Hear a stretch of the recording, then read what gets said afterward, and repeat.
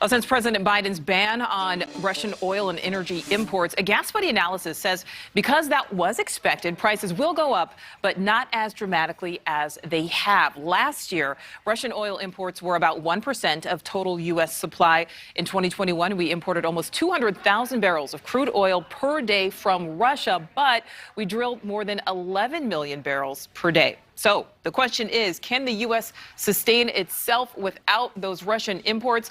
And NewsNation's Marky Martin is live for us with the details on that.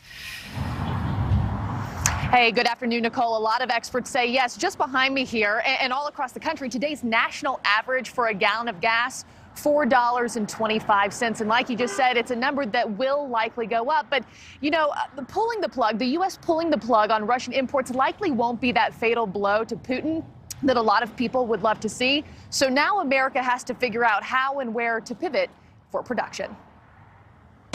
Every single day, America uses 20 million barrels of oil. Until yesterday, nearly 700,000 of them were Russian. Energy is Russia's lifeline, its biggest industry and most powerful companies. Energy fuels its government.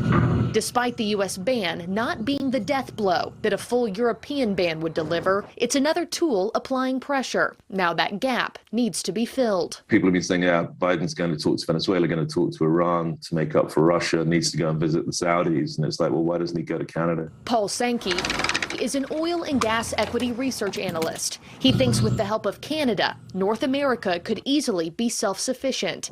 He thinks for now, $100 a barrel is the new norm, predicting painfully high gas prices are only getting started. When America produces their own energy, America is stronger and the world is safer. Today, Minority Leader Kevin McCarthy claiming California could support itself following the loss of Russian energy. We could produce all we need in California that he's knocked away from Russia and be able to produce even more. A geopolitical move for the greater good, but one that continues to hit Americans' wallets. To blunt the impact of the ban, Biden also releasing 30 million barrels from strategic oil reserves. That emergency crude oil is stored in underground salt caverns at 4 major facilities in Texas and Louisiana. Experts also calling on Americans to become more energy efficient and focus not only on supply, but take a harder look at their demand. It's just America retains this view that we should be able to drive as big a truck as we want with cheap gasoline. And as long as you keep doing that, you know, you're probably going to have oil problems